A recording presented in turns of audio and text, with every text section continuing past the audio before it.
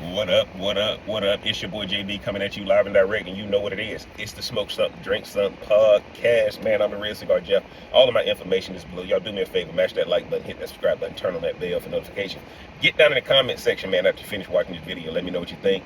But Jontay Porter is the biggest idiot alive. Jontay Porter is the biggest idiot alive.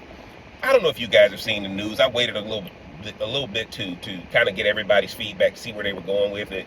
He has just been banned for life from the NBA for betting on games. Now, it didn't look like he bet on the Raptors, but he did bet on the Raptors to lose.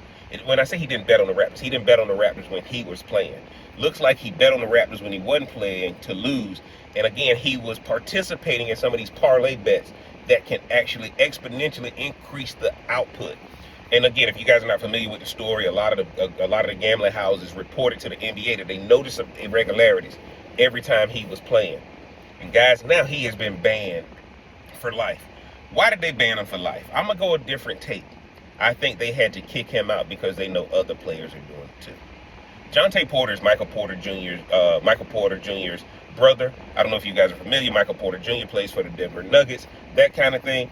So Michael Porter Jr.'s brother, Jontay, and I hope I'm pronouncing that name right, but he plays for the Toronto Raptors, maybe gets 3 or 4 minutes a game.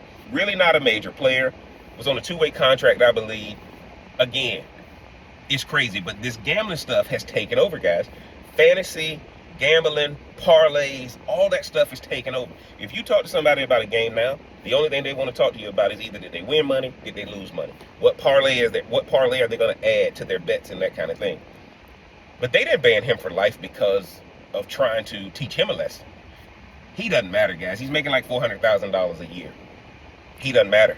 Here's what they know. They know other players are doing it too.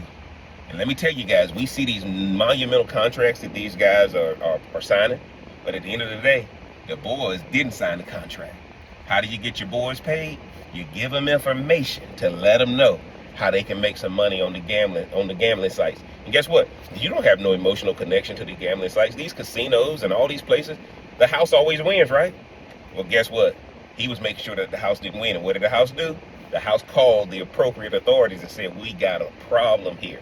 So the reason why Jontay Porter is in this position is because the NBA knows there's other ones.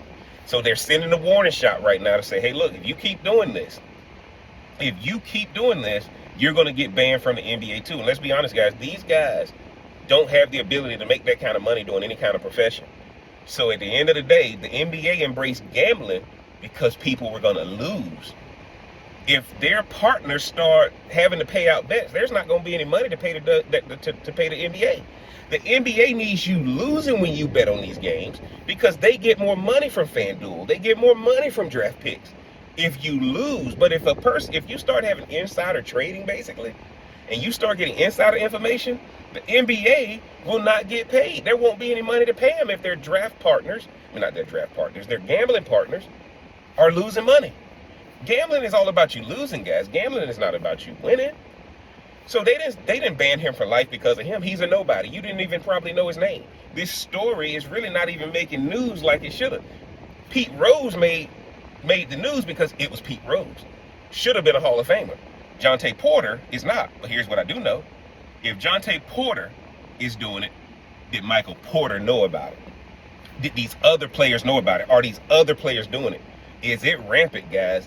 And I think the NBA had to shut it down because they're setting a precedent. And what did they do to him to make a example out of him? They also referred it to the federal government. So the FBI is investigating now, just like they did with Shohei Ohtani, the pitcher for the Dodgers, right? Because his interpreter just got hit with federal charges. And I think Jontay Porter is going to get hit with federal charges as well. They have to root this problem out right now. These DraftKings and FanDuels, they were losing money, and they were losing money because the player has information. And what does this teach you about gambling? If you don't have all the information, don't gamble. If you don't have inside information, gambling is a science. Gambling is not luck.